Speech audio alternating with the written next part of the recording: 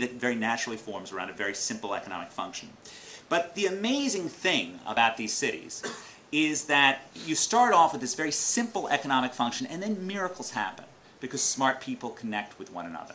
And you have chains of ideas where one person learns from one another and great things happen. Perhaps, it's in art that we often see these because we actually know how the chains of innovation work. So the Florentine Renaissance is this sort of chain of genius that starts as Brunelleschi figures out the theory of linear perspective. He passes along to his close friend Donatello, who puts it in low-relief sculpture. It then moves to Masaccio, who puts it on the walls of the Brancacci Chapel. It moves to Masaccio's student Lippi, to his student Botticelli, and so on down the line as people explore new ideas of coming up with art. An equivalent chain of innovation occurs in the Low Countries, occurs in Bruges and Ghent. This is the Arnolfini marriage. It's one of the most famous paintings in the world. I like it for three reasons, one of which is it shows the possibilities that oil painting, which was the great innovation associated with the Van Eycks. They didn't actually invent it, but they figured out how to make it far more potent. The sort of amazing richness that it can create. The second thing, of course, is it shows the ability of cities to transfer these things, because this is actually a picture of a room in Bruges, which is one of these great places where ideas were moving. And the third reason is that this couple, as opposed to, say, the more religious topics, St. Peter finding a coin in the belly of a fish, which is in one of Masaccio's paintings, this shows a couple that, gosh, they could be 21st century couple. They're a prosperous mercantile family. Arnolfini is himself a man who spans Italy and Bruges, connecting the two. He's also sort of a wise man who also trades he's the treasurer of Normandy, I think for a while. And they're showing off all their stuff. They're like some Hollywood couple showing off all the good, rich stuff that they have in this fancy painting that they're all showing up. They feel enormously modern, and this is the world that 15th century Bruges was giving us. A world that was formed by cities, by urban density. And this is just one of sort of the sets of things that came from smart people learning from one another. Innovations in religion.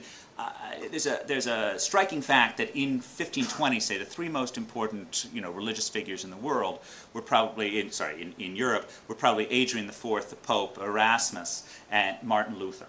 Right? Luther fighting with Adrian IV, and Erasmus sitting uncomfortably in the middle in their debate about the Reformation. Right? All three of them were educated by the same religious order, the Brethren of the Common Life. Okay? The Brethren of the Common Life is a religious order that came out of the ferment in the wool-working countries of the Low Countries. Right? It's an order that was highly entrepreneurial. It focused on translating books, and it focused on educating ordinary people. They charged top dollars to wealthy wool merchants, and then gave scholarships to poor kids.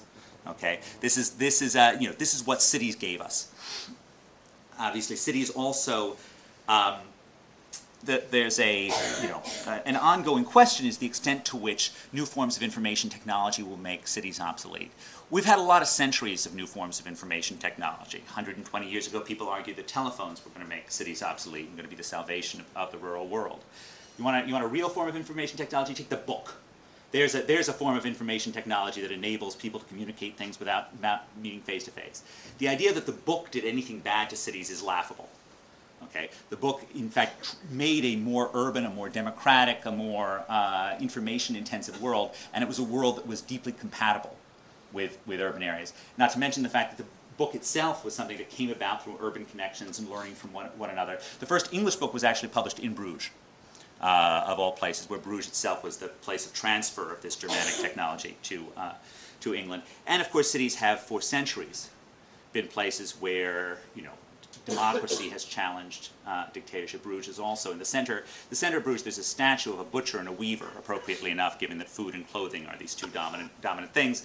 But they're there because they were leading a revolt against the French kings, and there's a long history that sort of starts in Bruges and then moves through the Dutch Republic's overthrow of Spanish power, then moves towards revolution, starting in Boston, in New York, moves towards revolution in Paris, of empowered urban groups, the cities that bring people together, enable people to coordinate on these political changes, forcing the hands of dictatorships, and often, just as importantly, protecting democracy.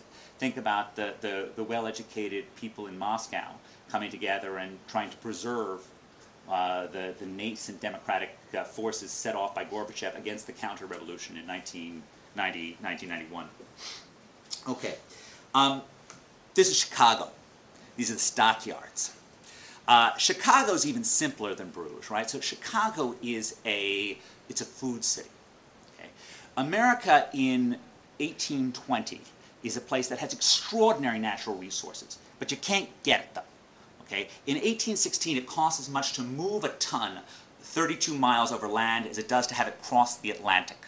Okay? And as a result, all of America's population sits perched on the eastern seaboard, despite the enormous wealth of the hinterland, which just became more accessible through a combination of buying stuff from the French and beating up the Mexicans. And the combination of these two things gave enormous possible riches, but you had to get to it. And cities were the nodes of a transport network that made that possible. Every one of America's largest cities in 1900 was on a major waterway, from the oldest, which were on places where rivers hit the sea, like New York and Boston, to the youngest, Minneapolis, which was on the northernmost navigable point on the Mississippi River.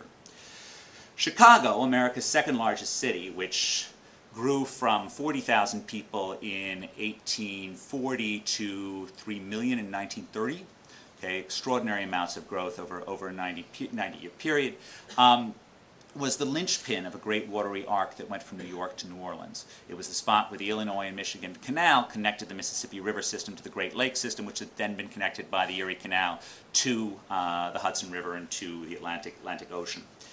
And their basic business was moving the stuff of the prairie, the incredible wealth being produced by the farmers in Iowa and elsewhere, to eastern tables. Right? That's what they did, and that's what these cows were. Before cows, they had pigs.